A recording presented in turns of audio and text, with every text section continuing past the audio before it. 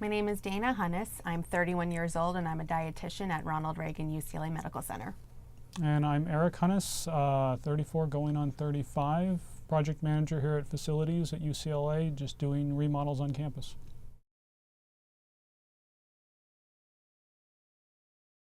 Well, as a dietitian, I basically learned that it's not medicine, but food keeps us healthy. Food determines, in many ways, our health.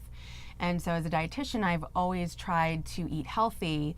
And by healthy, that could sometimes be very limiting. And I'm fully aware that before Eric, I was very limiting in my diet. And sometimes that was out of convenience. Sometimes that was out of just the sheer fact that cooking for yourself, it's not that fun. Mm-hmm. And a lot of that I think did have to do with health. I wanted to be as healthy and fit as I could possibly be.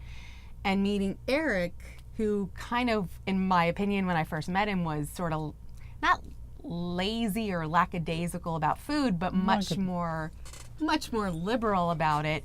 It was sort of eye-opening to me that someone could eat that way.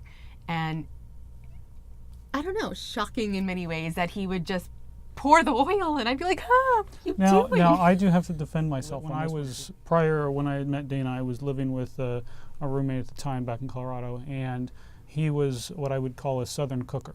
And so he loved his beignets and his roux and other things. And so it was heavy in the oil and heavy in other types of things that just taste wonderful, but I didn't think about the ramifications of it at the time. I met Dana and I sort of felt like she was standing on her soapbox a lot of the time, but she wasn't so interested in eating those foods. So that was, being influenced by her, it was harder I couldn't eat absolutely everything that I did before and still be able to enjoy a meal with her. So that made it a little bit different. And even today I'm much better about what I eat when I'm with her. And I'll say this, I had a much more liberal diet before I met Dana. And she had a much more narrow diet as to what she typically enjoyed. And I would have more varied things, but she's more about function and about, she's okay. Before I moved to LA, she would have a small piece of salmon and a large salad, and that was basically dinner. Did I get that right? Yeah, I pretty much ate the same thing. I'm a creature of habit, so I pretty much ate the same thing every night for dinner. It was easy, it was quick.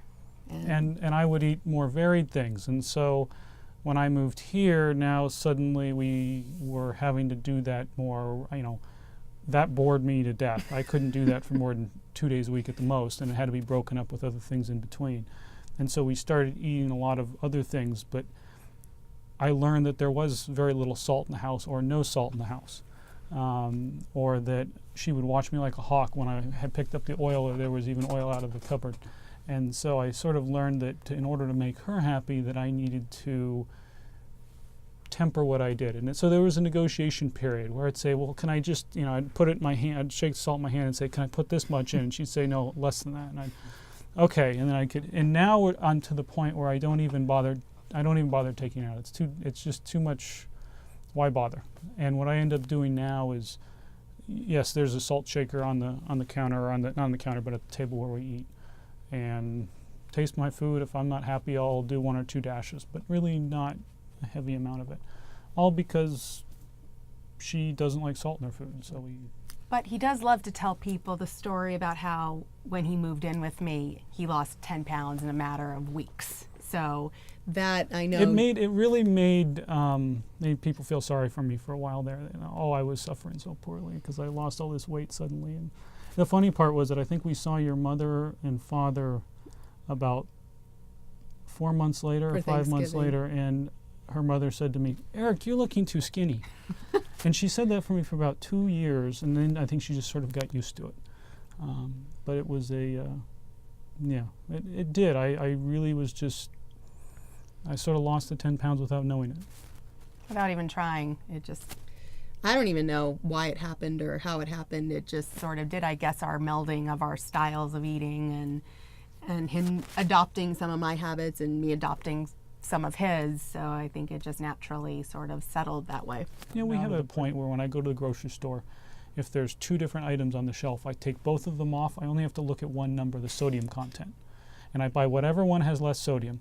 And I know I can defend that purchase when I get home and she looks at it and goes, "It has how much sodium?" And I say, "Well, it was less than the other one." And that's really, I don't know, I like keeping it simple too. The other night we were watching TV and there was a commercial on for, I think it was Campbell's soup or one of those other soups, and he was saying, "Yes, go eat your salt," and or something to that effect. And I laughed at him and I said, "Before you knew me, you would have never said that, would you have?" And he's like, "Nope, you're right."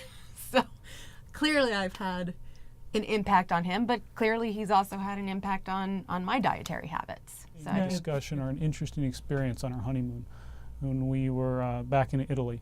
And it was, I mean, Dana definitely eats chicken and turkey, avoids grass-fed beef, or not, avoids corn-fed beef and some other things, but she also used to avoid shellfish. But we were in this little town in Italy, and in Cinque Terre, and we had climbed up the hill in this town and to try to find one of those restaurants that's in the guidebooks. And we get up there and we're sitting down at this place, and she decided to order prawns, which she never ate prawns basically prior to that, or at least it had been a long time or very infrequent. Well, but the reason I ordered the prawns were because the night before we went to a different restaurant in Cinque Terre in one of the other small towns, and he ordered prawns. And again, yes, I've never eaten shellfish in my life. I don't know if it was for religious reasons or just because I was scared of them, honestly. I think it was probably both. But he tasted them and thought they were amazing. And so he's like, "Come on, you've got to try this." And I said, "No, I don't really want to." And he said, "You've got to try this. It's amazing." And so I tried it, and he was right.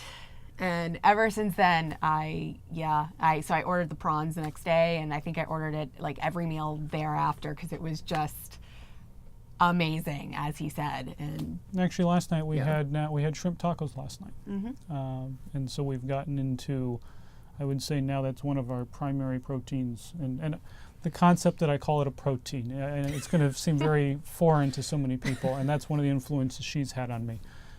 It's really amazing how she can break everything down into its basic components. It's a protein, it's a starch, it's a vegetable. She'll argue that corn is not a vegetable, it's a starch.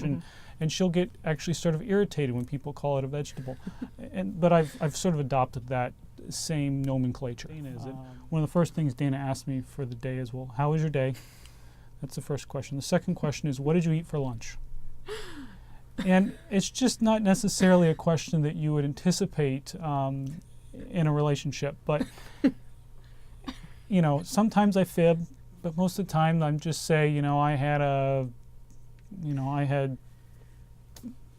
po' boy, or I ate pizza, I had pepperoni pizza for lunch. I mean, sometimes I just go ahead and I'm honest, and then other times I'll say, "Well, I ate here." Usually I only fib when it's the place she really loves and she doesn't like it when I go to lunch without her. But it's just the fact that she asks the question, that's the second question out of her mouth, what did you eat for lunch today? When I think about what allows us to kind of coexist in the life that we have right now and lead a healthier lifestyle, I think a lot of it just comes from both of us compromising. And just sort of, maybe I'll describe it as taking what we knew before as this is what food is, this is what diet is, and dumping it out on the table, both of us.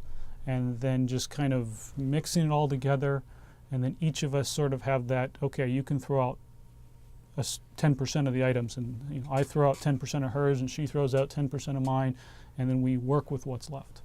And I feel like we've really just, I don't feel like anything's off limits for me in the way of what I'm willing to consider, if at least try it, and bring into our diet, because I know that whatever she decides that makes sense for us to eat, it's going to be healthy.